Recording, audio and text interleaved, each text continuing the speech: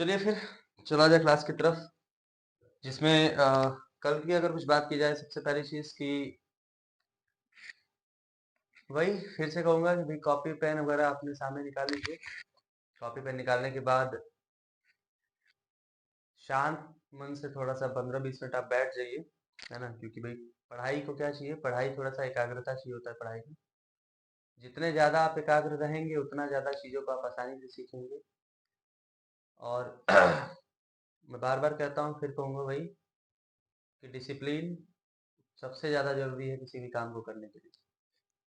आदमी काम को शुरू तो कर लेता है, लेकिन काम को अंतिम परिणाम तक पहुंचाने में उसको बड़ी मेहनत लगती है। काम शुरू करना आसान होता है, लेकिन काम को पूरा करना काफी मुश्किल होता है। आदमी क्या कर लेता है, आदमी अपने से प्रतिदिन वो क्या करता है, प्रतिदिन वादा करता रहता है ना, किस चीज का, कि आज मैं ये करूंगा, आज मैं ये करूंगा, आज मैं ये करूंगा, लेकिन वो अपने वादे को पूरा नहीं कर पाता। ठीक है, तो वादा करना आसान होता है, लेकिन उसको पूरा कर पाना है, उसको निभा पाना, ये चीजें काफी ज्यादा क्या होती हैं, ये चीजें काफी ज्यादा मुश्किल होती हैं। तो चला जाए क्लास की तरफ। आज का टॉपिक वही स्क्वायर रूट। कल हमने स्क्वायर रूट के कुछ बेसिक अप्रोचेस पढ़े थे, बेसिक मेथड पढ़ा था हमने, उसी को कंटिन्यू करते हैं आज के लिए। कल उसमें कुछ साउंड प्रॉब्लम आई थी, ठीक है। उसमें उम्मीद करूंगा कि आज वो साउंड प्रॉब्लम नहीं आएगी, है ना। और चीजें काफी आसानी से आप तक पहुंच रही होंगी, आवाज काफी अच्छी जा रही होगी आप तक, है ना। 3-4 क्लास कंप्लीट हो चुके हैं, आज 5वां क्लास है। उम्मीद करूंगा 4 क्लास के द्वारा मैंने बहुत सारी चीजें आपने सीखी होंगी, कैलकुलेशन किया होगा। 1 2 3 क्लास जो शुरू की थी, काफी उसमें साउंड वगैरह का प्रॉब्लम है, ठीक है। उसको देखने में आपको थोड़ी बहुत मेहनत करनी पड़ सकती है ना, तो वो मेहनत ठीक है। लेकिन अब से कोशिश यही रहेगी कि आवाज आप तक कंप्लीट पहुंचे, ठीक। और आप क्लास के सामने बैठे हैं, बढ़िया है। चीजों को प्रैक्टिस जरूर किया करिए ना, जो आप पढ़ रहे हो, जैसे आपने पहली क्लास में पढ़ा, दूसरी क्लास में, तीसरी, जो भी आप पढ़ रहे हो, उसको एक कॉपी पेन पे नोट करके, है ना, डे वाइज कि आज मैंने ये पढ़ा, आज मैंने ये पढ़ा, इसको आप नोट करते हुए चलोगे ना, तो वो चीजें आपके दिमाग में प्रॉपर बनी रहेंगी, ठीक है। तो फिर स्क्वायर रूट की कहानी छोटी सी, काफी डर लगता है लोगों को स्क्वायर रूट। स्क्वायर रूट कोई बहुत बड़ी चीज नहीं है, अगर आप प्रैक्टिस करोगे, चीजों को सीखोगे, वो भी आज के समय में जहाँ पे इतने बेटर बेटर अप्रोचेस है, मेथड है, तो ये चीजें आसान हो जाती है ना, ठीक है।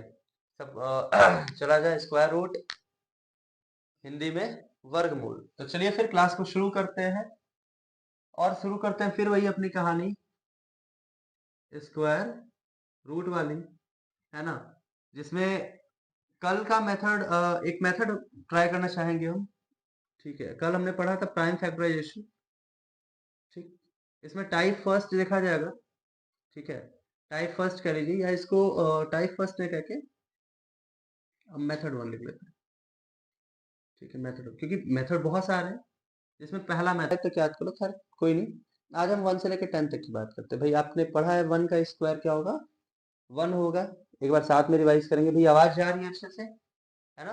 अगर आवाज अच्छे से जा रही है तो फिर बढ़िया से ध्यान से देखिए। 1 का स्क्वायर क्या होगा 1, 2 का स्क्वायर क्या होगा 4, 3 का स्क्वायर क्या होगा 9, 4 का स्क्वायर क्या होगा 16, 5 का स्क्वायर क्या होगा, 5 का स्क्वायर 25, 6 का स्क्वायर 36, 7 का स्क्वायर 49, 8 का स्क्वायर 64, 9 के स्क्वायर 81, और 10 का स्क्वायर हमें पता है क्या होता है भाई, 100 होता है। वेरी गुड, क्या होता है 100 होता है। ये हो गया आपके 1 से लेके 10 तक के स्क्वायर। 1 से लेके 10 तक की स्क्वायर बाबू आपके सामने है। हम काफी इजी मेथड है। अगर मैं बोलूं आपसे कि भाई 92 का स्क्वायर क्या होगा, क्या आप इस मेथड का यूज करोगे? बिल्कुल नहीं। अगर आपने क्लास की है तो आप इसका मेथड का, इसी मेथड का यूज बिल्कुल नहीं करोगे। तो 92 का स्क्वायर अगर देखा जाए तो ये 100 से कितना कम था, 92 का स्क्वायर किसका, 92, 100 से कितना कम था, 8, 8 की होती है ना। और हमें सीखते रहना चाहिए, सीखने में कोई शर्म नहीं, कोई, आप किसी भी उम्र के हैं या हम किसी, कोई फर्क नहीं पड़ना सीखने को। आदमी आजकल देख रहे हैं, बहुत लोग 50 साल के हैं, सुनो क्या पढ़ रहे हैं, 40 साल के पढ़ रहे हैं। अब 15 साल वाले, 16 साल वाले क्या कर रहे हैं, मोबाइल लेके, और अब क्या कहा जाए, वो पता नहीं क्या डिस्ट्रैक्शन हो गया आज के समय में बच्चों को, ये एक तो गेम का, एक ये रील्स नया चला हुआ है, रील्स क्या है ना, ये चीजें वो अभी एक ऐसा नहीं कि बहुत खराब चीज है, ठीक है सबके लिए है, बट एक समय पे, ठीक है। तो अब खैर 8464 ये आपका आंसर बना ना यहाँ पे। अब बताओ मुझे कि अब 84, मान लो अगर ये क्वेश्चन आ जाए कि भैया 8464 का स्क्वायर रूट क्या होगा, आपको तो पता है कि 92 का है, ठीक है। तो 8464 का स्क्वायर रूट क्या होगा। अब देखो बहुत इजी मेथड है, ध्यान से देखिएगा, क्योंकि अब 8464 में सबसे पहली चीज क्या लिखा हुआ है यहाँ पे, यहाँ लिखा हुआ है 4। यूनिट डिजिट क्या है हमारी 4। अब आप इसमें देख के बताओ कि भैया किसके किसके लास्ट में 4 आता है, आपको किससे 2 और किसके 8, ठीक है। मतलब कि हमारा यूनिट डिजिट या तो 2 होगा या तो 8 होगा, कोई दिक्कत नहीं है भैया, 2 होगा या 8 होगा। अब क्या करेंगे हम 84 को देखेंगे, क्या किसको देखेंगे 84 को, ठीक है। ये दो पेयरिंग करिए, हमने इसका देख लिया हमने भैया 4 किसके लास्ट में आता है, या तो 2 के स्क्वायर में 4 आएगा या 8 के स्क्वायर में क्या आएगा 4। 84 किसका स्क्वायर भैया किसके बीच में आ रहा है, ये देख लो 84 जो है आपका 9 का स्क्वायर 81 और 10 का स्क्वायर 100, यानी 9 और 10 के बीच में आ रहा है। बताओ इसमें से छोटा नंबर कौन सा है, 9 है बिल्कुल। तो आपका आंसर या तो 92 या तो 98। अभी 92 98 में से हम कैसे खोजेंगे कि भैया आंसर क्या होगा। 92 या 98 में अगर हम चलें तो अब देखो ये हो गया। अब इन दोनों में पता लगाने के लिए एक सबसे अच्छा मेथड, ठीक है, किसके बीच में था 9 और 10 के बीच में था बिल्कुल। 9 10 सा कितना होता है, मल्टीप्लाई कर लो यहीं पे, 9 10 सा कितना होगा भैया 90 होगा क्या। 9 10 सा क्या बोलेंगे 90। ये नंबर 90 से छोटा है या बड़ा है, छोटा है, तो हमारा आंसर भी क्या आएगा छोटा वाला। हमारा आंसर क्या हो जाएगा, हमारा आंसर हो जाएगा 92, ठीक है। अब अगर मैं कुछ नंबर और बोलूं, नंबर क्या बोला जाएगा भैया, एक नंबर और करते हैं है ना, एक नंबर और करते हैं। नंबर लिखा हुआ है आपके सामने 9604।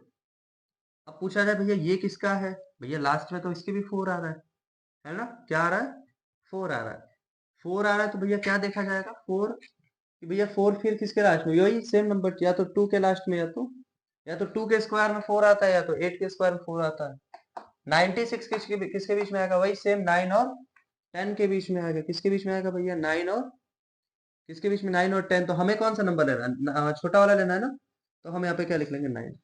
अब 92 या 98 उसके लिए क्या करेंगे, 9 10 का कितना होता है, मल्टीप्लाई करके चेक कर लो भैया 94 कहाँ आता है, यहीं कहीं बीच में आता है ना, ठीक है, इसलिए हमने 9 और 10 लिया था। तो 9 और 10 का मल्टीप्लाई 90, 90 से बड़ा है कि छोटा है 96, बड़ा है ना, तो आंसर क्या हो जाएगा आपका बड़ा वाला, यानी कि आंसर बनेगा आपका 98 बन जाएगा। कोई दिक्कत यहाँ पे, चीजें समझ में आ रही हैं अच्छे से, बढ़िया, ठीक। अगर मैं एक नंबर लू, ठीक है, फटाफट आप इसे नोट करिए, तो पहले नोट करिए इसको जल्दी से।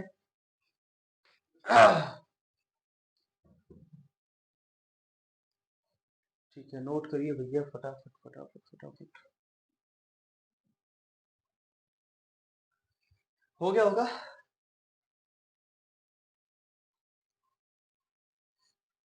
चलिए कुछ और नंबर ले लेते हैं जिसके स्क्वायर रूट निकालते हैं हम, है ना। जिसमें सबसे पहला एक एक और नंबर लेते हैं, क्या बोलेंगे भैया वो नंबर क्या है, क्या मैं बोलूं कि आप इसका 2 3 इसका बता लो, सब में लास्ट में देखो यहाँ पे। अब मैंने बोला कि भैया 18, ये देखिए यहाँ पे ये किसका स्क्वायर होता है, मैंने बोला भैया 6 7 6। अब बताओ ये किसका होता है, क्या करना है भैया, 2 डिजिट पकड़ना है, यूनिट डिजिट क्या आ रही है 6। अब बताओ 6 किसके लास्ट में आता है, चार्ट था ना आपके पास यहाँ पे, चार्ट आपके पास यहाँ पे था,